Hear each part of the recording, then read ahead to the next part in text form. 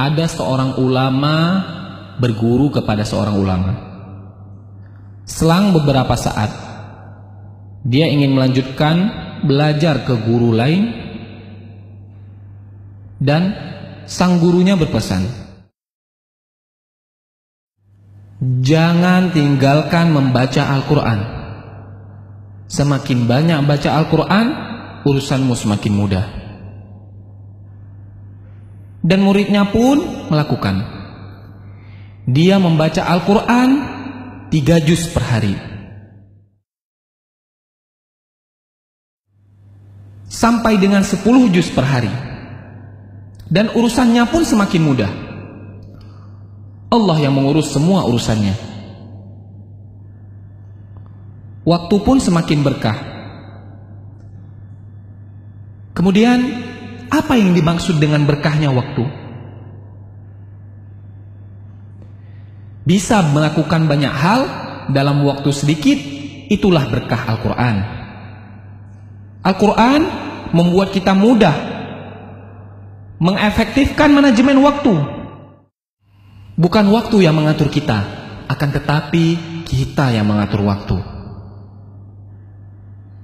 Padahal teorinya, orang yang membaca Al-Quran menghabiskan banyak waktu, mengurangi jatah kegiatan lain. Tapi Allah yang membuat itu semua menjadi berkah, hingga menjadi begitu efektif. Hidup pun efektif. Dan Allah akan mencurahkan banyak berkah dan kebaikan kepada kita karena Al-Quran. Dan Allah akan mencurahkan banyak keberkahan dan kebaikan kepada kita karena Al-Quran. Salah satu berkahnya adalah membuka pintu kebaikan dan membuka kesempatan untuk amal saleh yang berikutnya. Dan salah satu balasan bagi amal saleh yang kita lakukan adalah kesempatan untuk amal baik berikutnya. Jagalah Allah, maka Allah akan menjagamu. Dan sebaliknya, waktu yang selalu sibuk sehingga hanya habis untuk urusan dunia yang terserah, bisa jadi itu adalah tandanya ada yang salah di dalam hidup kita.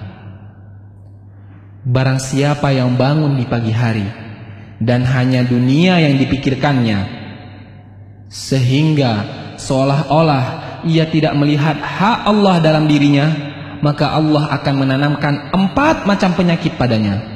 Yang pertama, kebingungan yang tiada putus-putusnya. Yang kedua, kesibukan yang tidak pernah jelas akhirnya. Dan yang ketiga, kebutuhan yang tidak pernah merasa terpenuhi. Dan yang terakhir, khayalan yang tidak berujung wujudnya. Keberkahan waktu yaitu bisa melakukan banyak amal kebaikan di dalam waktu yang sangat sempit dan sangat sedikit. Selamat membaca Al-Quran dan beraktivitas dengan berkah Al-Quran.